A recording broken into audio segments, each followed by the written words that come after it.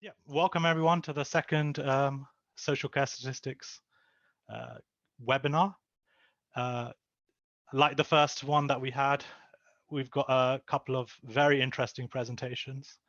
So we've got Dr. Courtney van Houtven, who is a professor at the Department of Population and Health Sciences at Duke University, is going to be talking to us on instrumental variable estimation.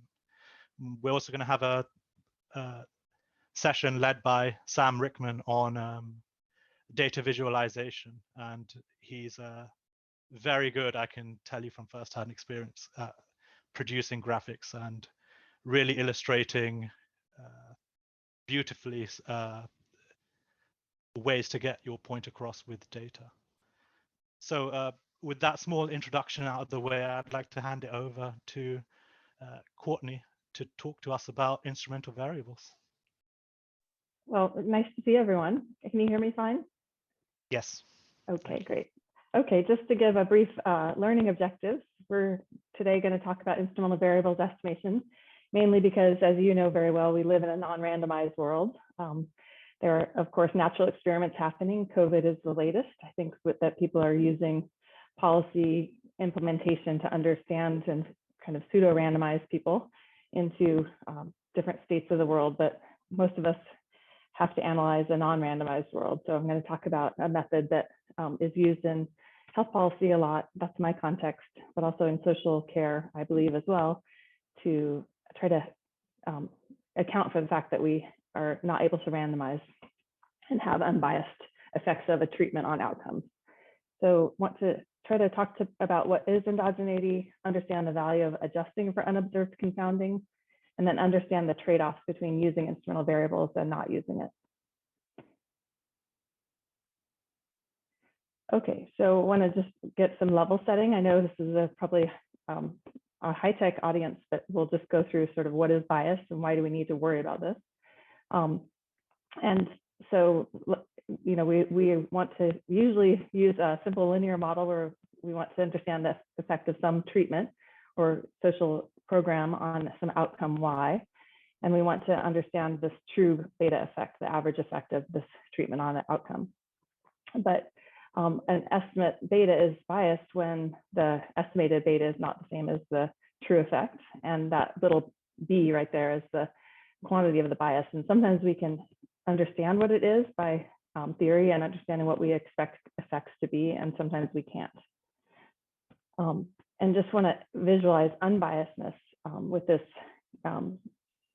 graphic here. So if we want to understand the true value of an estimate, and that's in the middle of the target, say the incremental effect of public health insurance on inpatient utilization, and this is a very US focused example. So it isn't common that everyone has public health insurance, but in recent years, we haven't been extending it through healthcare reforms. And so understanding that effect on inpatient utilization, for example, we're going to estimate these bullet holes here as what the estimate of that treatment is on the outcome. And then our estimator is using ordinary least squares, general linear models, or maximum likelihood, or whatever is appropriate for your outcome. And if it's unbiased, it means that if you repeat shooting at the target, then the estimates are going to center around the bullseye. And this is really showing a biased estimate because it's over or underestimating the true value. So it isn't after repeated estimations going to that middle. Efficiency is also really appealing in an estimator, and estimators are efficient if all the bullets are tightly clustered together. So there's small variance or small confidence intervals.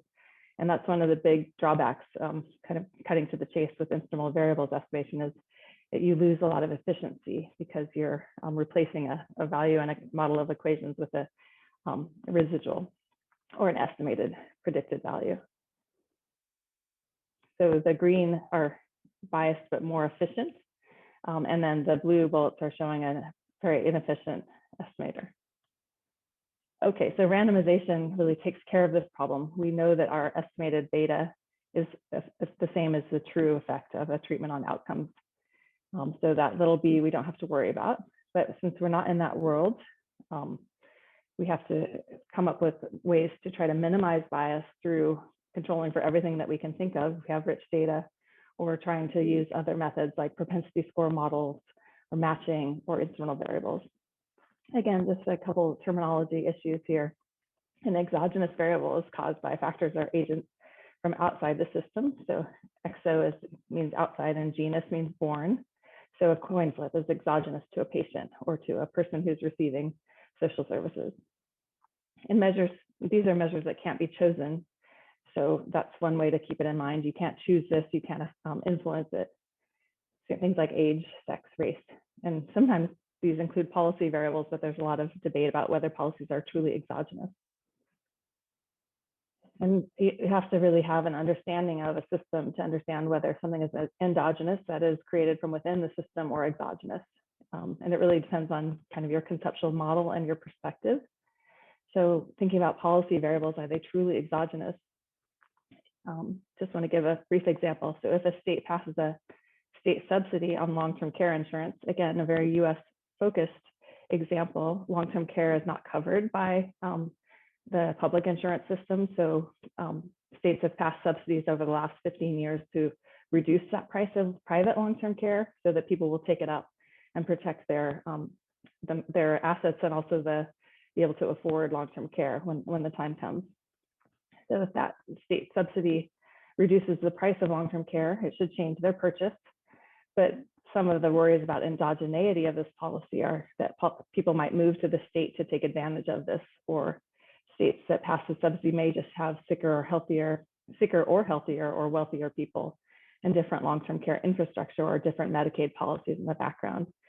So thinking about regional variation, I think in the UK case, we know that a lot of long-term care is done on a local level. So you have to really know that local level and understand whether a certain policy would be considered exogenous or endogenous. So how does selection bias arise? Selection bias is also endogeneity bias. There's a lot of terminology that I use that's really from the health econ space, and statisticians may talk about it differently. And hopefully that like unobserved confounding is what biostatisticians say, but we call it endogeneity bias or omitted variable bias, for example. So I want to just illustrate the sources of selection bias and why we need to try to adjust for this with instrumental variables or other approaches. So this is I'm going to walk through an example of wanting to understand the effect or the average effect of some treatment, let's say a case management program in the emergency department, on one outcome, quality of life. So this just shows that we want to understand the treatment effect of this ED case management program on quality of life. A nice arrow towards from X to Y. And the way that we want to try to minimize selection bias is to control for everything that we can. So easily measured variables here are shown in demographics. We want to assume that we've measured all of these and that they are also affecting treatment and quality of life. And then, of course, there are variables we could measure if we had enough time and money. So we could abstract charts in the medical records and account for all comorbid conditions, for example, things that affect access to care, what we're calling in the US social drivers. So whether they have transportation and can get to this case management program, things like that. And then there will still be variables that for all practical purposes are unmeasurable. So that leaves measurement error in the model.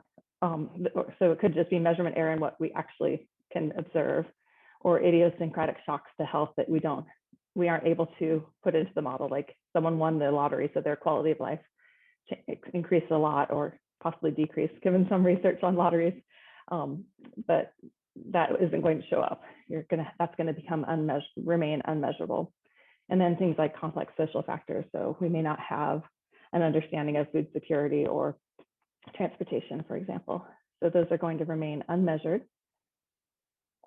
And this leads to omitted variable bias, where the error of term in the treatment model, U, is correlated with a regressor through this omitted variable. And so for the example here shows that if we can't measure disease severity, then it really becomes a part of the error term and introduces bias from that omitted variable. And as I mentioned before, sometimes we can understand the direction of the bias if we know what is likely to be omitted. So let's say we can't control well for disease severity. We have comorbidities, but we don't know, for example, what stage of disease someone has if they have congestive heart failure, for example, or of cancer. So we can tease it out, though. We can understand that, well, people with greater severity are more likely to get treatment because they show up in the emergency department more frequently. So they have a higher chance of being enrolled in this program, the case management in the emergency department. And those people who have greater severity have lower quality of life to start with. And if we don't control for their severity, then that treatment effect, beta treatment, estimated effect of treatment on outcomes is going to be biased towards negative infinity. So the effect of this program looks bad, not because it's bad for you, but because more severe patients are more likely to get treatment, and severity is bad for you, so they're going to have lower quality of life. So this is why we need to worry about it to understand the true effect of programs on outcomes.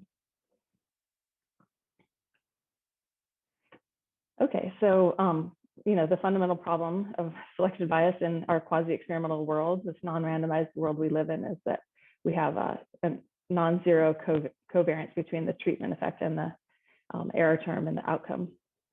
And so we want to figure out a way to break this correlation, but we can't randomize.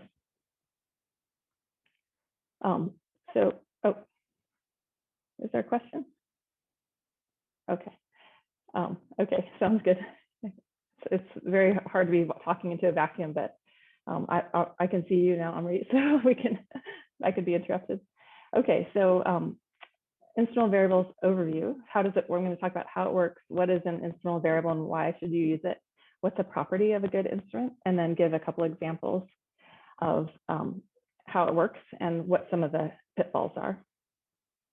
Okay, so the intuition behind instrumental variables is that it tries to address this issue of the differences between the treatment group and that differs on some unobserved risk factors or unobserved access to something, or how they're going to do differently than the people in the control group. So what we're going to do is, instead of comparing the two treatment groups according to what treatment they got, like we do in an RCT, and on the basis of randomization, we're going to compare groups according to an instrument. And this instrument needs to be uncorrelated with the unobserved confounders. So, for example, uncorrelated with that disease severity. And then we'll adjust for other differences between the two groups that we can, it's still really important to control for everything you can once you even have a good instrument.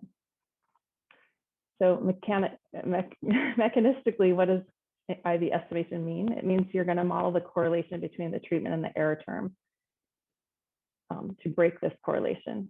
And so these are very familiar terms to probably folks in the room. We can use linear models depending on, it kind of depends what your outcome is, and the structure of your endogenous treatment, if continuous or binary.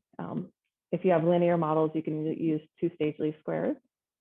That's when you have continuous regressor and continuous regression. And then nonlinear models, and this is when you're in the world of binary treatment. Did they get a drug or not? Did they take part in a social program or not? And that's where, at least in health economics, it's become very common and accepted to use two-stage residual inclusion. But people still use linear probability models if you have a rare discrete outcome, and also if you want to control for things like individual fixed effects and longitudinal models. So there's still a lot of choice within the nonlinear model world, where there's a lot of discussion, and a lot of reviewers will tell you why your approach is wrong. So what are the properties of a strong instrument? Two of the most important properties of a good instrumental variable are that they're correlated with the treatment. So they have to be highly predictive of you getting into a social program or getting a certain drug, but uncorrelated with the outcome, except perhaps through the treatment. So just this graphic right here shows this. Z is often indicated as an instrumental variable. It needs to strongly predict that receipt of treatment, and that treatment we know will affect the outcome. And then it needs to be strong. So the F statistic, or that effect of Z, or association of Z on treatment, it needs to be really powerful. And there's debate now about it being way bigger than 10, but the conventional wisdom has been that your F statistic needs to be greater than 10. But this just shows that you don't want to have an independent relationship with the outcome. And of course, this is just defensible by your understanding of a problem, but you have to defend it and you can't prove it. So you have to really tell it, spin a tale and have it be accepted by other people who understand this problem. These are other properties of strong instruments. They need to be uncorrelated with the differences in potential outcomes. And I'll go through an example of that. Monotonicity is important in an instrument. Stable unit treatment, something, which I don't remember. So I'm not going to go into that one. And then that the only pathway from instrument to outcomes is through the treatment. These are the two most important that are starred here. So this is an example of that needs to be uncorrelated with the difference in potential outcomes. People use the Vietnam draft lottery in the US as an instrument in a lot of different applications. So if you got a low draft number for a man over 18 in the US when the Vietnam War was going on, that was not great. That meant you had a high chance of going into the military and having to fight in the Vietnam War. So people use Vietnam draft lotteries, though, as an instrument for predicting whether you're a veteran or not. And then in this application, it was to understand what the effect of being a veteran on earnings in the future were. But the problem is that when this is not a good instrument, because we know that a lot of people, when they got a low draft number, went back to school, that you could go to university and not have to go to the Vietnam War or enlist in the military. That was a way to avoid being enlisted. And so, of course, going to school changes your earnings profile. So in fact, the difference in potential outcomes is not independent of that instrument because of avoidance behavior and education. So this is an old paper by a very amazing economist, Josh Ingrist, and it was really highly regarded at first, but then people were like, wait a minute, this isn't really a good application of this. Common instruments, really distance is used in acute when you can't spend a lot of time planning of what you're going to do in healthcare. So there's a really famous paper by Mark McClellan and colleagues that looks at using distance to predict whether people go to a hospital when they have a heart attack that has certain procedures and whether that distance invokes people to randomize to just they go to the closest facility, and if it does have this high-tech procedure, then they're going to have a difference in outcomes and mortality. So that's a really accessible paper. I don't have time to go through it, but that's a very common instrument. It's not good when you have a lot of time to plan. So for elective things, it's not great because people they don't mind driving a little bit farther to get to a higher quality location, for example. So in that case, it's not a good instrument, but when you don't have a lot of choice to decide in emergencies, distance is really powerful. Physician preferences and styles has been used. Whether a person has a certain examiner for a social program, deciding whether they can get into disability program or not is also common. And the idea there is that you kind of have a list, and whoever's caseload, it's random kind of what patients or what applicants you get as an examiner. So that can be considered to be randomly assigned. And those examiners may be more or less likely over time to accept people into programs. So that's considered to be a strong instrument.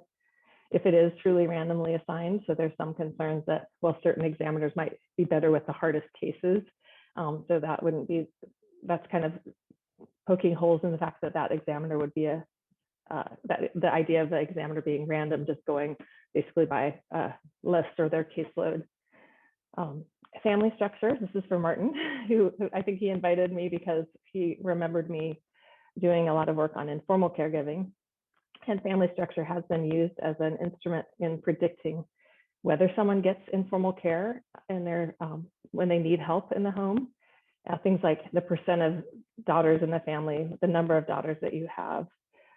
These predict if you have more daughters and you're a single, usually older woman, because your husband has already died or your partner has already died.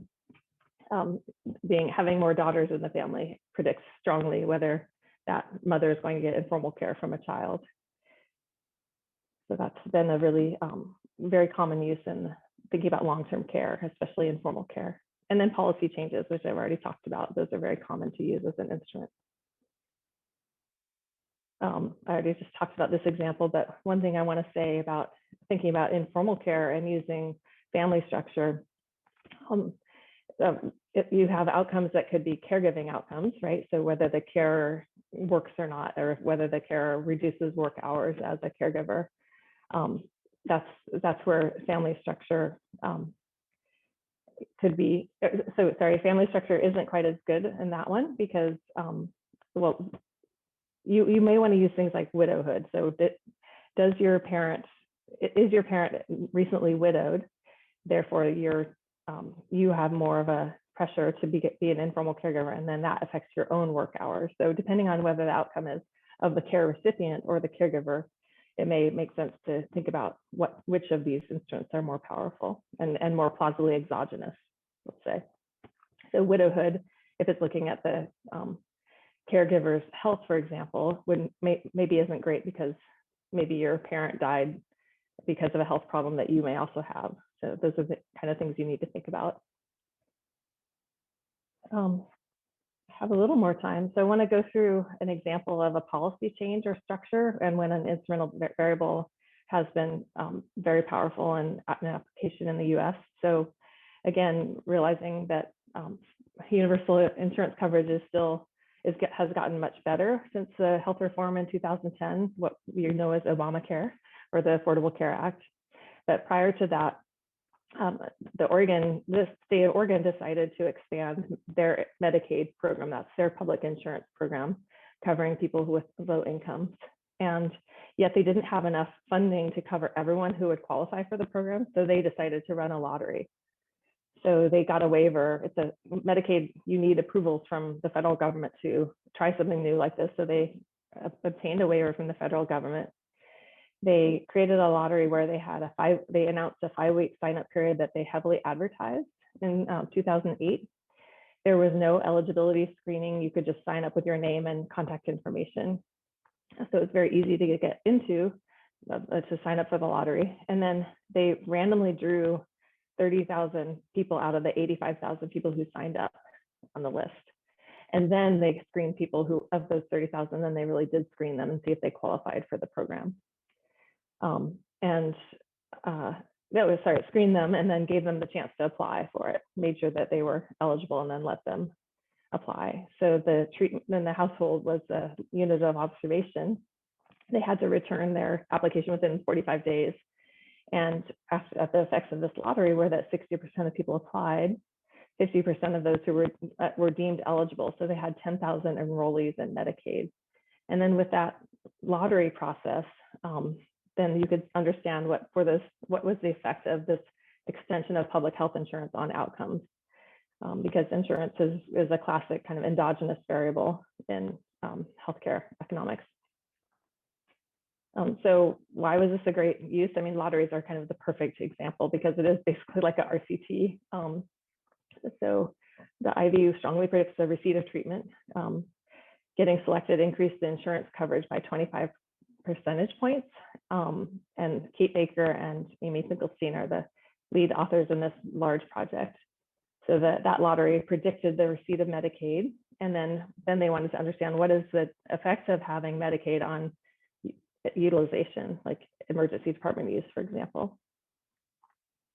And it's plausible that the IV was not related to the outcomes. So they checked this by looking to see if other things happened in the state. So this lottery could have independently affected outcomes through participation in other programs. If you just get more linked into social services like Meals on Wheels, or having better health because of, and less need for emergency department use because of some warm glow effect for having won the lottery, that they did some tests to ensure that they don't think that it was their instrument was directly related to EDs.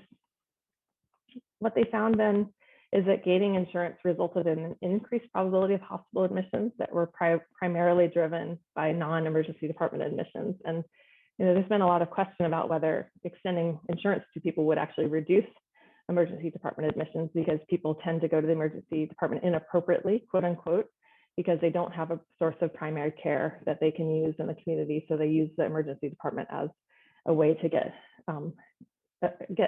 help with a kind of routine healthcare and emergencies.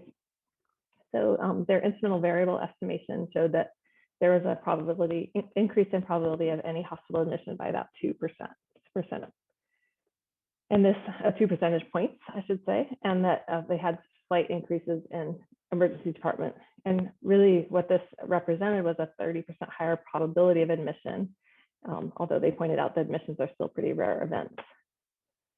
And that the only significant effect was on hospital admissions. So I think that's gotten a lot of coverage. They've looked at tons of different outcomes. And now, of course, people are using the healthcare reform in the United States and the fact that different states did or did not expand Medicaid as an instrumental variable, to predict treatment, or looking at classic difference in difference estimation. Okay, I think I have a little more time, but I wanted to just talk about some of the problems. Thank you so much, I appreciate that. Problems with instrumental variables. So weak instruments can accentuate bias. So sometimes it's just not worth going down this path if you don't find anything that you can use. And so that's when I think more recently, at least in people that I work with, and very much in a healthcare setting, really go towards looking at propensity score models and matching, or using weights where you try to use as many variables as you can that explain the treatment assignment mechanism, and then try to really do a good job of controlling for observed confounding or observed variables. But that really doesn't solve this problem of, well, we know there are these unmeasured things that are getting in the way and creating bias. So you just have to assume that the instrument is uncorrelated with the errors in the outcome equation, and we can't test this. So you have to really spin a convincing tale. And then what you're doing with instrumental variables is estimating local average treatment effects on a marginal patient, and not having this generalizable average treatment effect across a whole population. I already talked about the fact that you want a strongly predictive instrument on the treatment, usually F-test of 10 or over. And if you don't have that, then you're probably creating more problems than you're solving by using IV. Just to give an idea of what local average treatment effect means. So really, you're thinking about, in that example of subsidizing the price of long-term care insurance, what you're really concluding when you find that long-term care insurance increases outcomes, for example, and you use the price change to see who bought long-term care insurance, is that you're really generalizing your findings to individuals who were invoked to buy that long-term care insurance due to the tax subsidy. And that's really who you're generalizing your change in outcomes to. So it's not the whole population, but this group that was motivated to change their behavior. This is not that different from RCTs if you think about it, because only people who enroll in the RCT are providing information for the average treatment effects. So they are also marginal patients, and we worry about generalizability of really kind of strict RCTs as well. And you don't know who's outside the trial. Okay, so just key points to remember: instrumental variable methods try to capitalize on controlling for unobserved information. And if you can find a good instrument, you may be able to get a reduction in bias in estimates that simply cannot be achieved with other approaches like propensity score methods. The challenge is finding a good instrument, and you need to really consider the efficiency losses, because it's common that your OLS results are significant and your instrumental variables estimates are not, because of your standard errors get blown up. Okay, so in summary, we talked about how selection bias from observables arises, tried to motivate what is an IV and why should you use it. And it's just a note of caution: IV analyses trades one set of unverifiable assumptions, that is that you have no unmeasured confounding. That's the big assumption we all make when we choose OLS or logit approaches. And then you're trading this unverifiable assumption for another, that is you have an unconfounded instrument. So you don't solve all your problems by going down this road. We talked about the properties of a good instrument, gave a couple of examples of instrumental variables, how these IVs work, and then problems with them. And this note below is that if you don't want to learn this method, I think working with a statistician or economist is very useful in this world. Thanks so much. Thanks very much, Courtney. A brilliant presentation and some very good illustrative examples of strong instruments and weak instruments. So we've got some time now for some questions. As I mentioned previously, if you'd like to have these read out, please feel free to type them in chat. Alternatively, if you would like to ask these yourselves, please do just type a question mark in chat or virtually raise your hand so I can get a gauge of who would like to ask a question. So Martin, yes, you've got a question. Please feel free to unmute yourself. Okay, thank you, Courtney, for a great presentation, and thank you for getting up reasonably early in to join us. So thank you very much for that. So at the end, I mean, you were really wonderfully, helpfully cautious about instrumental variables, which when I was learning econometrics early in the last century, they were this kind of solution to everything. And what you were presenting was, there are lots and lots of challenges with using IV. And you then talked towards the end about propensity score matching maybe being a better approach. I mean, so my observation would be what you're saying is instrumental variables look great, but actually the operationalization of that method is pretty challenging, and particularly when we're thinking about sort of complex health or social care intervention evaluations. Would that be correct? Yeah, I mean, I think you're still, if you use propensity score method approaches like weighting, I think weighting is the one I've used the most. And I've begun to appreciate that even though you won't be able to address this unobserved confounding, if you have rich enough data and you understand kind of past behaviors. So we've used it in understanding the effect of a new comprehensive program to support family carers on healthcare costs of the care recipient, for example. If you have past utilization for the person that you can include in your weighting program, not exactly the outcome, but kind of that reflects their severity, it actually feels like it does a really good job of kind of assigning people to treatment and really minimizing that omitted variable bias, because you're able to understand their past utilization patterns as well. So I think if in the VA where I work, as well as at Duke, we have really rich data in our medical records, so we can have like 45 variables that you can do propensity score weighting on, and it really can be a powerful way to assign people to treatment and worry less about omitted variable bias. But I have to admit too that we use it when we don't have a good IV. Right? I would usually say I want to try to find an instrument, but if you can't find one, then I think propensity score methods can do a decent job. Just a quick follow-up, Amrit, is that right?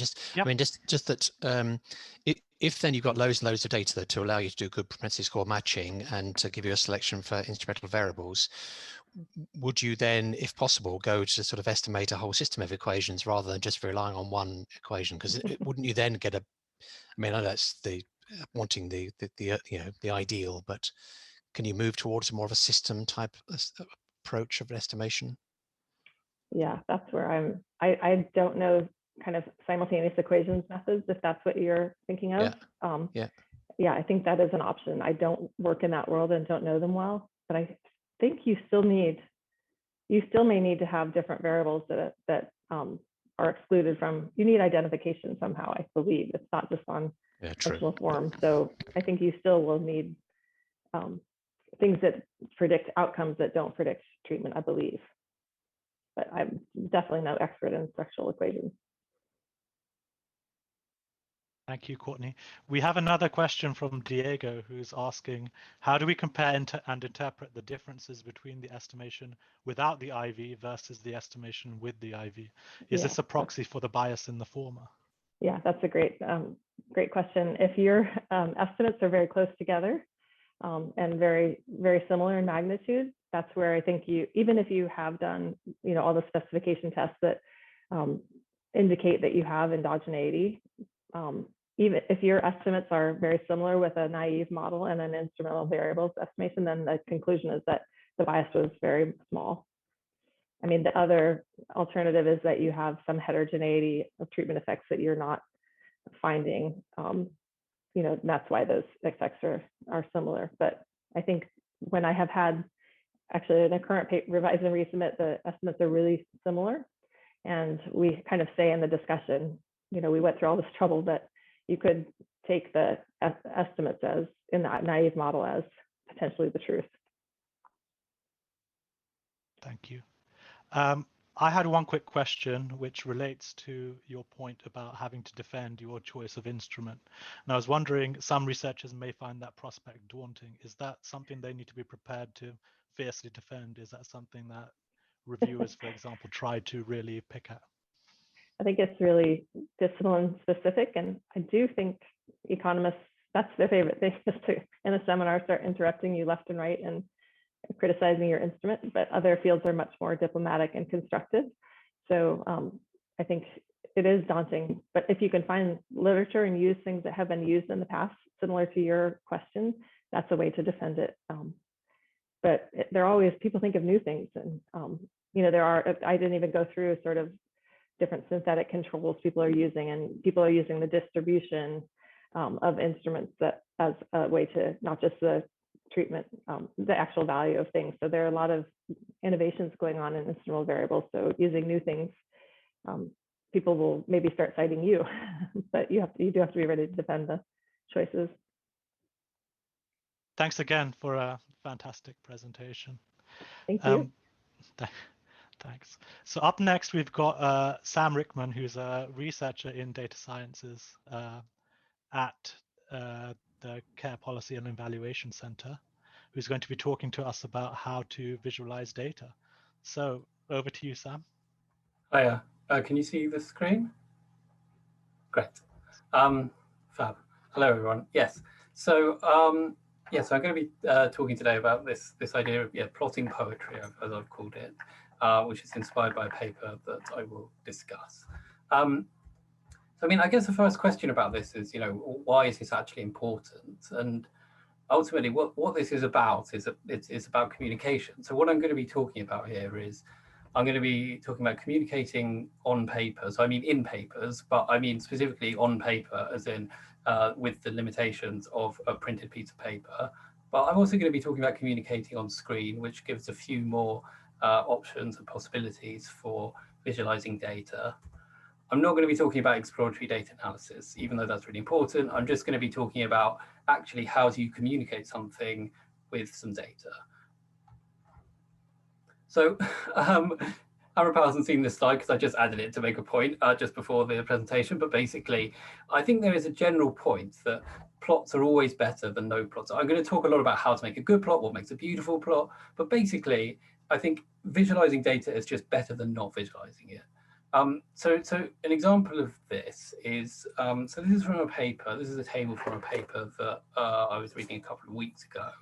And it's essentially arguing that infant mortality in social democratic countries is lower than in other countries. And you can sort of see that the means are lower in the social democrat countries, but it's basically, I think, quite difficult for humans to interpret this sort of thing. You know, who's third best? How does Germany compare to the liberal group?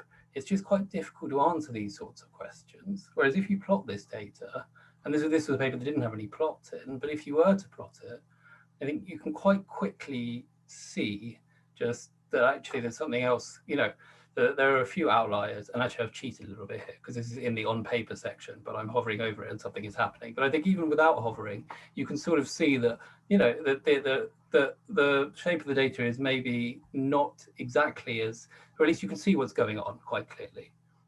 So I think plotting in general is just essentially incredibly useful. And it's surprising to me that I put that in the presentation, but it is often that you'll read papers that don't have plots where I think they could be helpful. There's also another point, which is basically how do you communicate outside of academic papers? And so a couple of weeks ago, I was giving a presentation to some directors of local authorities in England about COVID, and they were asking they basically said, look, can we look at the local authorities who have had fewer COVID deaths, and can we say they have done better? And obviously, I mean, Courtney has just talked about this, about endogeneity and omitted variable bias. So it's obviously not that simple, and I think that's probably clear to this group. But if you start using words like that, particularly when you're not communicating with academics, it can really kind of turn them off. So again, I showed them this plot, which is a plot of, so on the x-axis, and I should say, by the way, that I'm going to show you a few COVID plots, but please don't share them. There is still some work to be done, and then we're going to publish them. But on the x-axis, you've got essentially community mortality, and on the y-axis, you've got care home mortality. And it's really clear, I think, from looking at this, the extent to which deprivation is a factor, particularly in community mortality. And showing them this plot, firstly, they were able to understand it very clearly, and also it very much engaged them, and they were able to say, I mean, maybe there was a slight incentive of, oh, so our local authority isn't actually doing that badly because it is quite deprived. But immediately there was a conversation to be had because of this kind of visualization. So what I'm going to talk about in this paper, it's basically got three sections. So first, I'm going to talk about this phrase, a grammar of graphics. Then I'm going to talk about briefly poetry, but it is, if you'll indulge me for a minute on a Friday. And then I'm going to talk about what graphical poetry might look like. So the phrase a grammar of graphics, I mean, that originally came from, well, there was a book called Grammar of Graphics by Leland Wilkinson, but most recently, or the model I'm going to use is from this paper, Laird Grammar of Graphics, 2010 paper by Hadley Wickham. And he says, a grammar of graphics is a tool that enables us to concisely describe the components of a graphic. Such a grammar allows us to move beyond named graphics, like the scatter plot, and gain insights into the deep structure that underlies statistical graphics. And what he does is he gives this framework of basically, or not basically, exactly 7 characteristics that every plot can be understood as a collection of. And they are data, mapping, geometric transformations, statistical transformations, scale, coordinates, and facets. And his argument is that you can compose any plot simply by switching these things around or making different choices about these things. And not all configurations would make sense, but you can compose any plot this way. So rather than kind of try to explain these in an abstract way, I'm going to show a couple of examples of just what this means. So I'm going to stick with the COVID data because I happen to know it quite well. So I'm just going to be using this data set, which is COVID deaths. So this is the England mortality by local authority. And you can see it's a pretty simple data set. And we've basically got the first 3 columns are the local authority identifier. And then you've got the cause of death, the week number, the place of death, and the number of deaths. And I will use some deprivation data as well, but it's pretty much just using this data. Now, it's worth saying that, so this is the data set I'm going to be using is for the whole of 2020, first up to the 1st of January 2021. So it's, and please don't screenshot any of these plots or anything, because they're really for illustrative purposes about plotting rather than specifically to make the point about what's going on with COVID, where we'll publish slightly more up-to-date data soon. So sticking with Hadley Wickham's model of a grammar, you can see here that what we've got is, so this is COVID mortality by deprivation, and this uses a number of different things. So each of these points is a local authority, and a choice has been made that the x-axis is deprivation, so the IMD score is, so higher means more deprived. And it's a scatter plot, which is the geometry of it. There's also what Wickham would call a smoothing line, which is the regression line. And it has facets, or people also call them panels or subplots. So, I mean, this is a pretty straightforward plot, but, and also, yes, the scale. So I think scale is a bit of a confusing term in that you might think it means whether a plot is on a log scale or something, but the way that he uses the phrase is to refer to, for example, the color here, which could also have been shape. So there's a discrete scale where the color indicates the region. Now, this is a totally different way of visualizing the same data. And you might initially think, well, hang on a minute, you can't make sense of it using the same framework, but obviously, well, I wouldn't have put it in unless you could. So this is the same data, but plotted on a map. And the interesting thing is, so one of the 7 characteristics of the grammar of graphics is coordinates, and here you actually start with a latitude and longitude, which represent location on a globe. So essentially, you start with the non-Cartesian plane, and then you have to somehow map it onto onto a plane.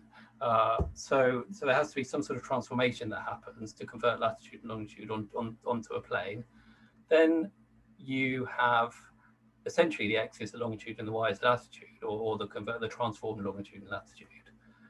The geometry is just polygons. Each of these is basically just a bunch of points all joined up where every time it turns. And here we have a continuous color scale rather than a discrete one, which just represents the number of deaths. And this is also somewhat 3D in that you can zoom in and out to see the local authorities. But the final point, just to illustrate the framework, the final plot is you can see this is another way of plotting the same data. And we can see essentially, I think this is an interesting one, because if you were to draw any of these on their own, any of these density plots, you would probably say that the x-axis was the number of deaths and the y-axis was the density.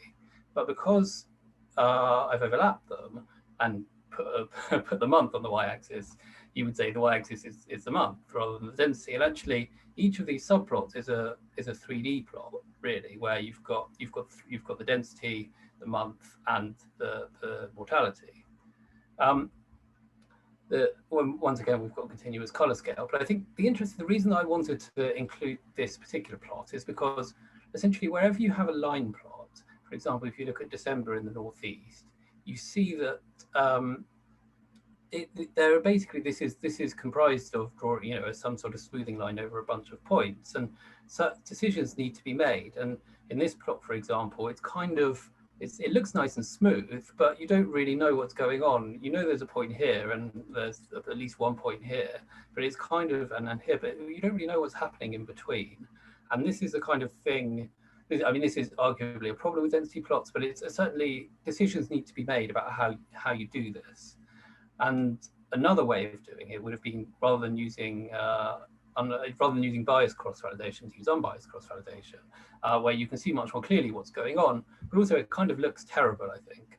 And I think that's kind of the point of what I want to talk about, which is you've got these choices to make, and that's what Hadley Wickham describes these choices about what he describes as grammatical choices. He says grammar tells us what words make up our graphical sentences, but offers no advice on how to write well. And he asks, how can we build on top of the grammar to help data analysts build compelling, revealing graphics? What would a poetry of graphics look like? And that is the question that I'm going to try to answer. So I guess the first thing you need to ask is what is poetry?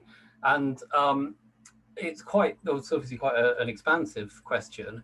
But I think maybe the easiest way is to ask some poets or see what poets have said. So the first perspective is Will Smith said poetry is good, and I think it's quite difficult to disagree with that. Similarly, I mean, Dylan Thomas says more or less the same thing. He says a good poem helps to change the shape and significance of the universe and helps to extend everyone's knowledge of himself and the world around him. And I think that's something that as researchers, we can maybe at our best aspire to be able to do. But what it doesn't tell us, what neither of those quotes tell us, is how to actually do it. It's just kind of that basically poetry is great and we should aspire to do it. So I think Keats is a bit more helpful here. So he's in Ode on a Grecian Urn, he says, beauty is truth, truth beauty. That is all you know on earth and all you need to know. And it would be nice if that were true. Actually, T.S. Eliot said that this was a beautiful statement that was untrue. And I think another way of thinking about that is looking at something like this. So this plot is the distribution of changes in paid work in the UK in the first COVID-19 lockdown. And what we can see here is, women do more unpaid work or did more unpaid work and less paid work during this period, which is true, but it's clearly not beautiful. And I'm not talking about the plot; it's a good plot. I'm saying, look, there are ugly truths. So Keats's aestheticism is maybe not entirely helpful, but I think it provides a helpful framework for how we can think about what really good plots might look like, how we might answer Wickham's question on how do you plot poetry. So I think we could probably encode truth and beauty as binary variables, and then we can start to think about, well, what do we have here in this matrix? And I would say that if you have beauty without truth, that may be rhetoric and it's not necessarily that helpful. You can have truth without beauty, and we've probably all done many prosaic plots, and you oftentimes have to pick between these two, and obviously you have to pick prose if you only have one. But finally, it may be possible if we can draw plots which are both beautiful and true, to make poetic plots. And there's also this area here, but we don't need to concern ourselves with what that is. So the application to plotting then is basically what makes a plot true and what makes a plot beautiful are the questions. Now you might think, I think when I first thought about this question, I thought, well, whether or not a plot is true is fairly objective, and whereas whether or not a plot is beautiful is fairly subjective. But actually, the more I thought about it, the more I thought it was probably the other way around, or at least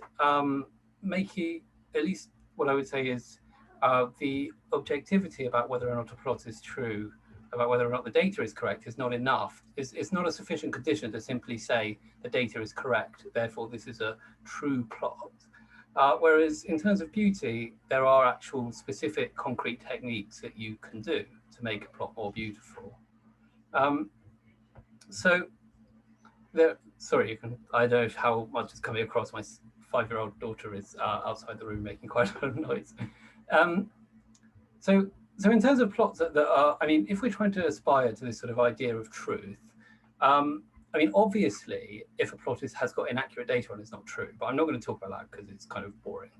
But I'm going to talk about these two ideas, other ideas of truth, which are kind of legal ideas, which I think are useful for thinking about how to do plots, suppressio veri and suggestio falsi. Obviously, giving suppressing the truth and giving a misleading impression. So one way of thinking about this is to think about I've done this plot which shows COVID-19. So again, each of these points is a local authority, and it shows care home mortality by political control. And I think there are a couple of things going on here.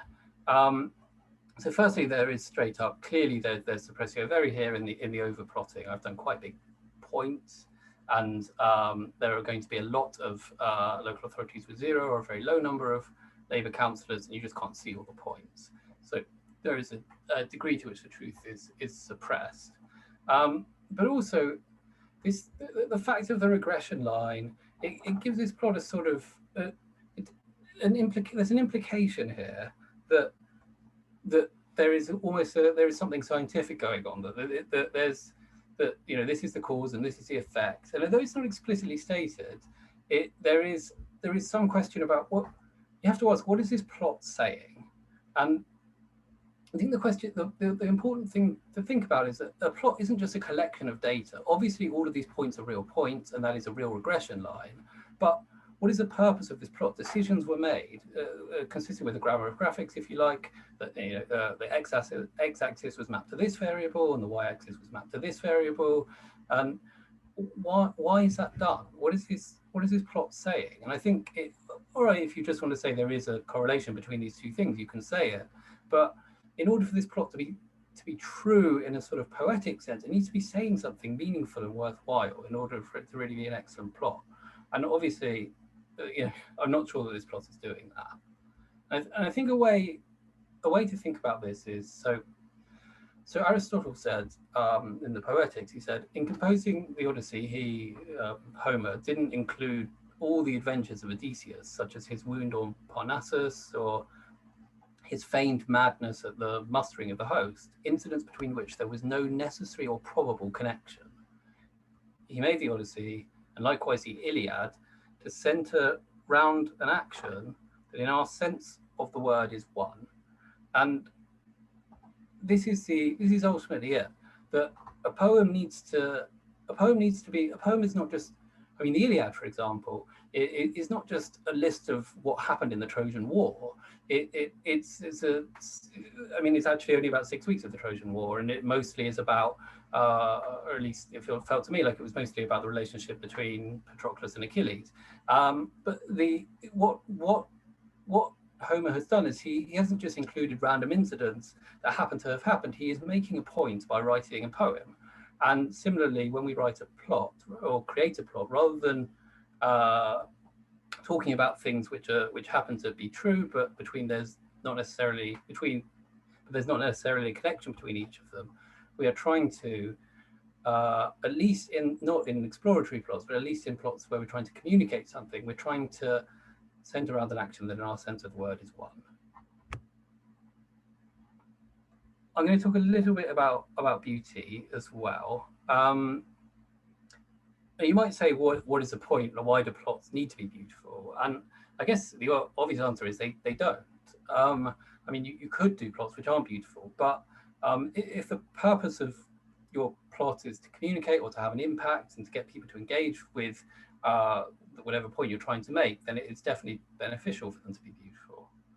So I couldn't really do a presentation about visualizing data without having a William Playfair plot in it. So this is the plot that was made towards the end of the 18th century.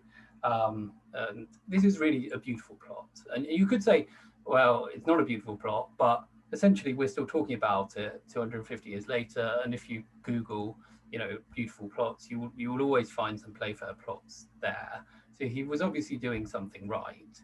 And I think it's beautiful because it answers a question, which is the balance of trade change. And it asks a question, which is, what happened in the 1750s? And a plot doesn't need to answer all of the questions, but the simplicity of the message is I think, very powerful in this plot.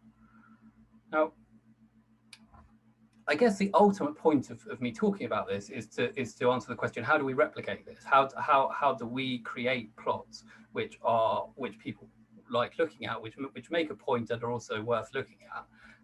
And so I think in order to do that, you need to some extent understand visual processing and what happens when you look at a plot, or really actually when you look at anything.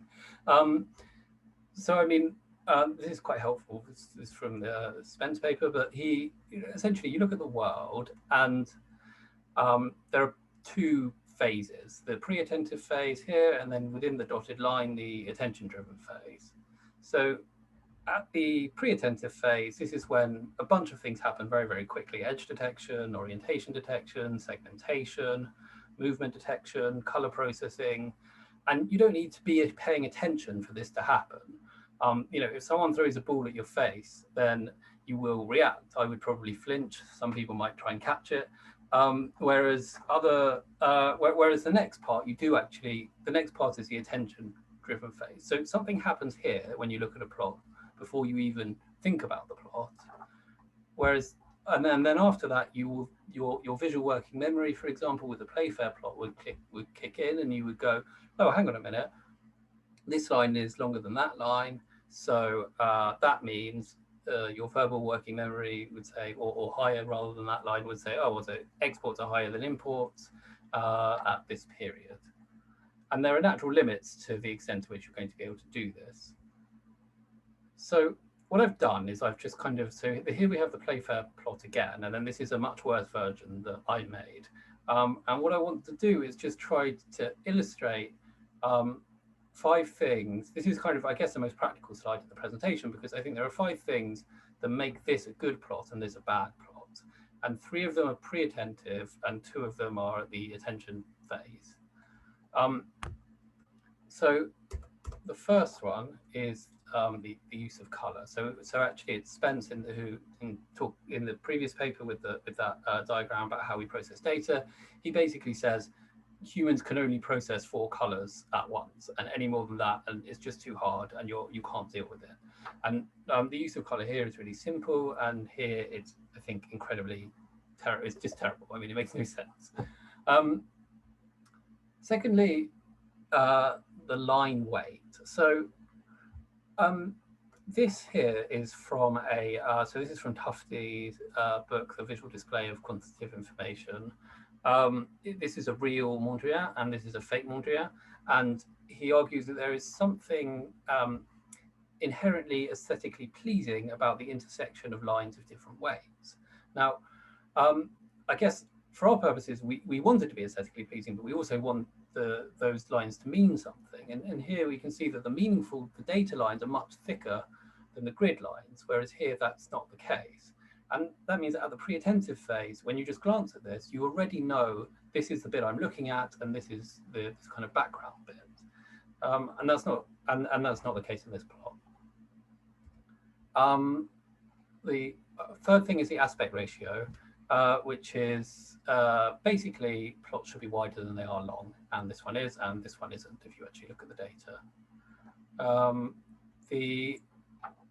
So these are the 3 pre-attentive points, and then this I would say is probably the most important point of the 5, at least for me, because almost automatically, well, actually not almost, very much automatically, every time I create a plot, it has a legend, because that's what plotting software does. And that means you have to instigate your visual and your verbal working memory to think, oh, this one is that one and this one is that one, and that makes plots a lot less interpretable than they would otherwise be. And this one is instantly more pleasing because of where the text is. And then finally, the log scale. I mean, there's just no reason for it to go on log scale, basically. That makes no sense. And it should go to 0.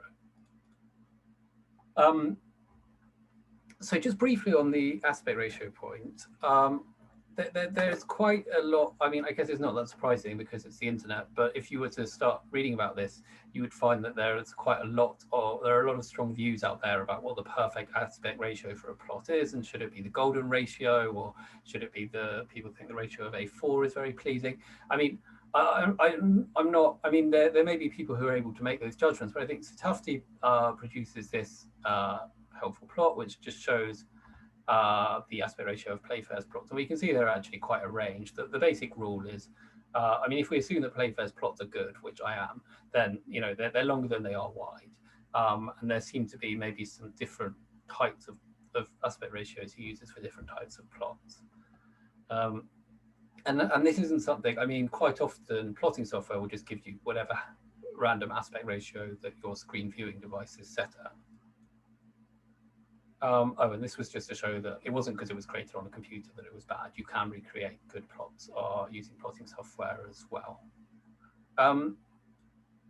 So yeah, just very briefly, because I've seen Amrit Powell's 5 minutes high and a couple of minutes ago.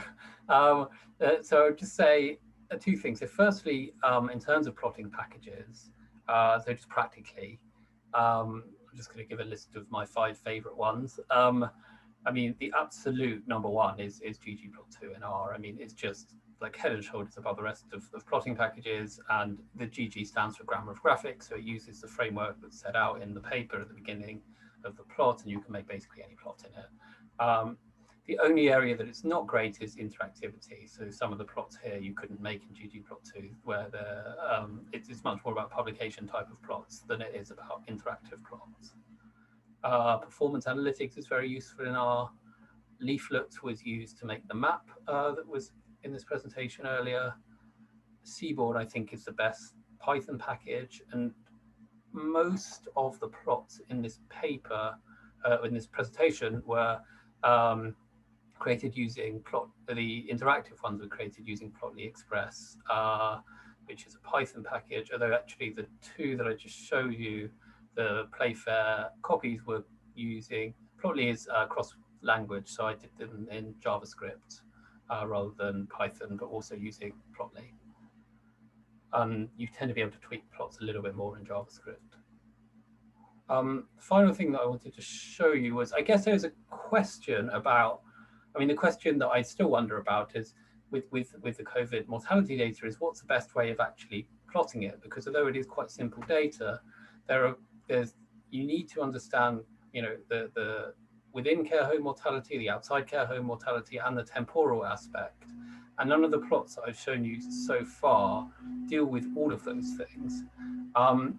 So this was created with Plotly and Python, and it's very much inspired by Hans Rosling and his Gapminder presentation, visualization, if anyone's seen that. And this is a way to sort of understand what happened over time between January and December 2020, or the end of December 2020. So if we run this, you can see that for the first 10 weeks, 11, I think 12 weeks of the year, there were no COVID deaths. Then all of a sudden, there were a lot, and very much more in London than in other places, particularly in the community. Then you can see that really for quite a long time, there were not very many more community deaths. And then all of a sudden, towards the end of the year, things changed rather a lot. And there's no longer the stark distinction between London and the rest of the country that there was towards the beginning of the pandemic. And this trend's actually continued since the new year as well. The final thing just to say is, so there are a bunch of plots here. So the code for this presentation, and also for all of the plots in the presentation, and also for another couple of plots that I thought about putting in the presentation but didn't in the end, can be found on my GitHub, specifically at this address. And that's it.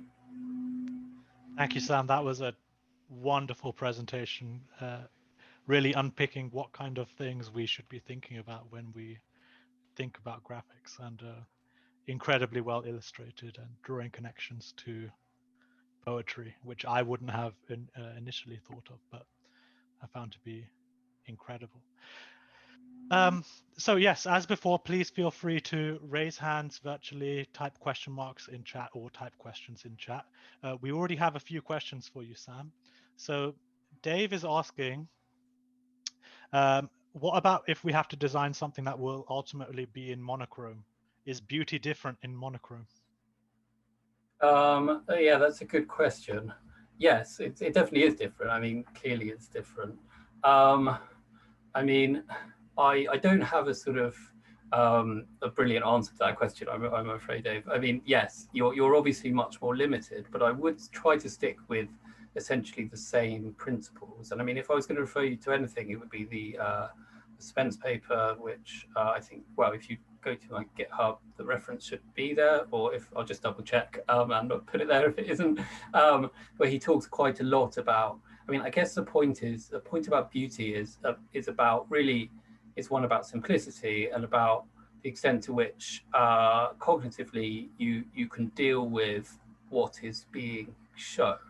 And, you know, the points about visual working memory and verbal working memory will equally apply to monochrome plots. But if you're using, you know, 12 different shapes, for example, that's not going to work. So a lot of the same sort of limitations will apply, although obviously your choices are slightly different. Thank you. Courtney has a question and is asking, if you were going to require master students to learn one program for plotting, which one would you recommend? Definitely ggplot2 in R. I mean, especially if they already know R, but well, I would suggest they know R anyway. But yeah, I mean, it's just it's absolutely by far the best plotting package. I think really it's much better than, I mean, the other ones are good, but I mean, a couple of them are a bit more sort of business orientated. ggplot2 has got a lot of statistical plots, and it's just got lots of options. It's definitely the one I would recommend. And can I ask, after becoming somewhat proficient in ggplot using R, what would be your next suggestion for the next step up?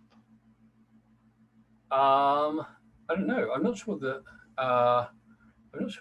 there is a step up. I think it is. It's like it's still probably the best package.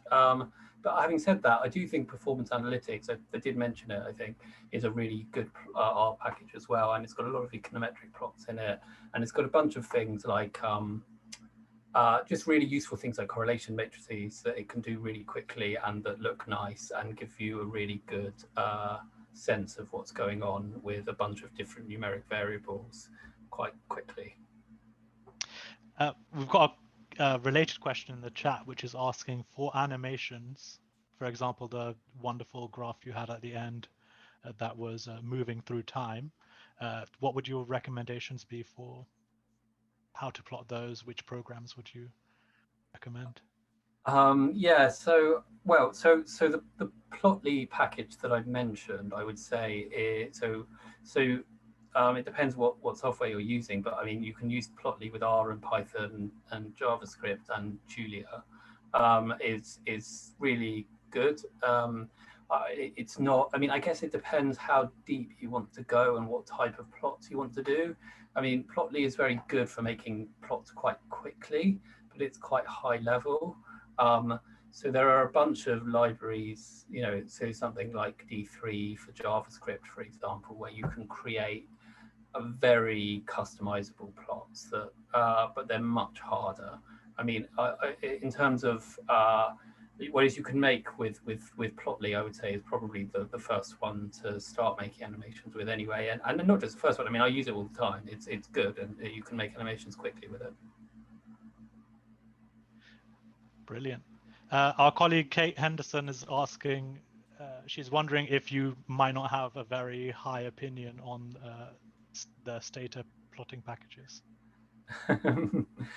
Yeah, no, I mean, I'm not sure that is the strength of Stata. I mean, I think also there's a lot to be said for just sticking with whatever software, you know, once you start cleaning some data, you know, import the data and clean it, you'd have to have a pretty good reason, I think, to then, you know, if you did that in R, for example, you'd have to have pretty good reasons to take it out of R and plot it in Stata. I mean, some of the plots in Stata are fine, and most of the plots that you can do in R, you can do in Stata too. So I wouldn't go so far as to say that, but I guess it's just more, you know, what are you using anyway? But there are more options in R. There's no doubt about that.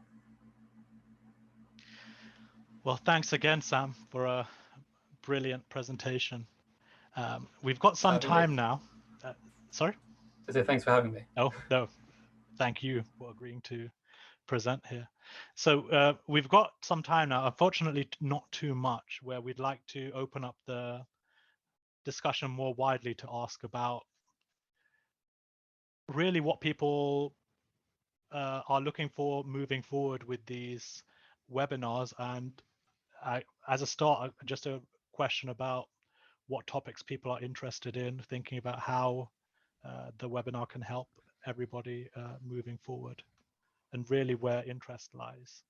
So Sam's presentation really came out of some comments from our initial webinar where it was suggested that we take a look at data visualization, which I think turned out to be a fantastic suggestion, which is highly applicable to everybody here.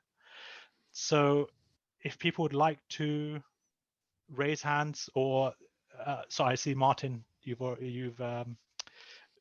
eager. Yeah. So please go ahead. Okay, just to say two things. I think I'm disappointed that Sam and Courtney didn't get together and use data visualization to pull out the full beauties of interdimensional variables. That would have been wonderful. Because I think that would have helped to, unpack a very sticky thing. So, but seriously, I mean, I think, you know, the points that Courtney was making about how differences between, you know, IV and non-IV methods and so on, you could probably use data visualization to quite nicely to show those. So anyway, that is a future presentation.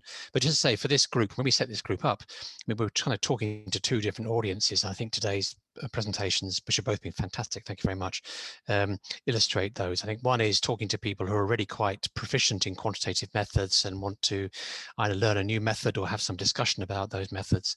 And secondly, people that are perhaps less experienced in the area but want to get into the area and understand some of the possibilities. And I think data visualization talks to both of those groups, of course, but it's particularly relevant to there. So Amrit, just follow up on Amrit's point, are there things we'd like to think about in terms of topics which are more complicated and things that are more straightforward? And I'm going to exploit my position and just say one suggestion that I think I'd like to hear about would be synthetic control designs, which I see coming up more and more, but still don't fully understand. So, that's just to throw it into the pot. So we hope to leave this meeting with another 35 suggestions. So please bung them in now. I think in the interest of group discussions, if you'd like to unmute yourself to start talking, please do feel free to do so at this point. I think that was a very good suggestion, Martin. I know one of the other things that we've been talking about is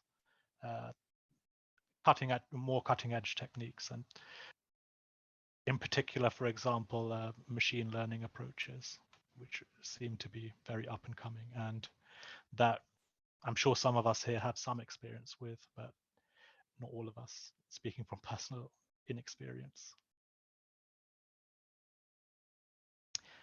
Kate's got a suggestion in data mining. I don't know if you'd have anything that you'd like to talk about in particular on that point, Kate. Well, it's not something I've done, but obviously it's sort of the scraping techniques seem really attractive, but I imagine there's actually a number of pitfalls. So it'd be good to have a practical guide to the usefulness of data mining for social care, realistically, I suppose. It sort of involves some discussion of how to use text data and process that. So there's sort of two parts to it. So I'd be interested in more information on that. Sam, I don't know if mining for text data is something that you'd like to speak a bit about. Yeah, I mean, that is obviously something that, obviously to Amrit, not necessarily to everyone else, something that I've done quite a bit of. I mean, I wonder about these sorts of, I mean, just in terms of presenting about these things, because, in terms of like, how practical can you, because I mean, like, for example, I mean, I do it quite a bit, and I could, show some Python code and talk you through it. But I think unless you're relatively familiar with whatever programming language you happen to be doing it in, then you're going to kind of, it's going to be quite difficult. I just wonder about how to do a presentation like that. Although I do think it's a good idea to talk about things like that. I think probably it would be more practical in the sense of when you might think to use it and when you might think not to use it. I imagine there are lots of times when you might think, oh, that's great, I'll just scrape the web for X information that I can't get officially. But there are good reasons why that really wouldn't work. And I imagine that they do come down to some communicatable sort of reasons. Yeah, that's a good point. I think, yes, I think there's nothing like bitter experience of trying to do this. Yes, if you have bitter experience, there's nothing better than bitter experience. Yeah, exactly. That's interesting. That's definitely something worth thinking about, because there are times that it is just not practical at all, and other times it's quite useful. I'm trying to, I may be at the stage myself that I know after the fact that it hasn't worked. I'm not sure how good I'd be at predicting it, but there are definitely other people who know more than me.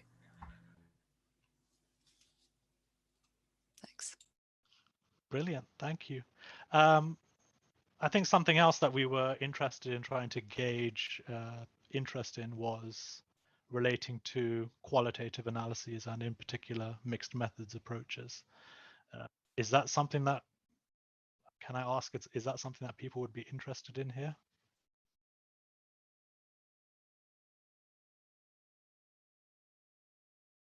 Yes, from Diego.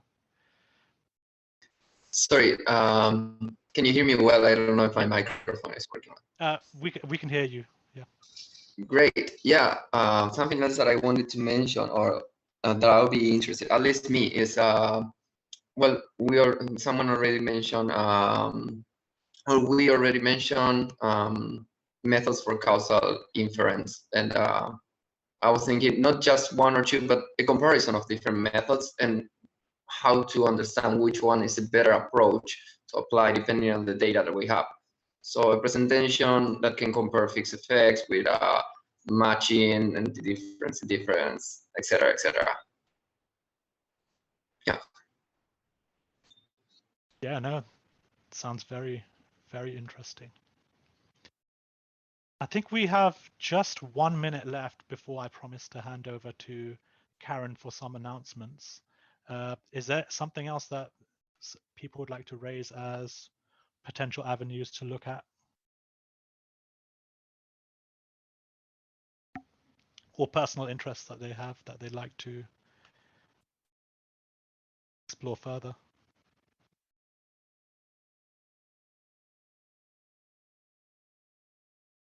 Okay, in that case, I think I'll hand over to Karen for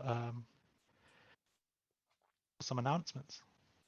Thank you. So first of all, thank you, Courtney and Sam, for two really interesting presentations. I thoroughly enjoyed both of them.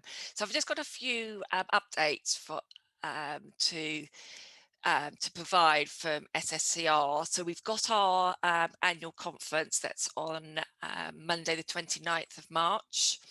The event is free, and so please visit the SSCR website to register a place. The conference provides a fantastic opportunity to hear about new studies that have been funded by SSCR and also emerging evidence. We've also got two upcoming capacity building webinars that I wanted to flag. So on the 2nd of March, Professor Cole May from the London School of Hygiene and Tropical Medicine will be presenting on normalisation process theory in social care. And also on the 13th of April, Professor Yvonne Burks, who is the SSCR Deputy Director and Associate Dean for the Faculty of Social Sciences at the University of York, will be presenting on developing resilience in research careers. My final update regards to future funding calls. So our current internship call is still open. And it closes on the 4th of March, which scarily is just around the corner. We do have a new Career Development Award opening, and that's going to be open on the 1st of March. So look out for emails from SSCR about the future calls. They're all my updates. So back to you. Thank you, Karen. And a few more comments at the end that we had, in particular for Diego, who was raising the point of thinking about presenting on submitting research to journal and other outlets for publishing. So I'm definitely going to be keeping a note of that. Thank you. Thank you also to Angie for providing a link to the upcoming conference in the chat. And I think we'll close here with a final thank you again to both of our presenters for a pair of wonderful presentations. Also, a thank you to everybody who was able to attend and give us some valuable insights into what avenues to move forward in terms of future topics to present on.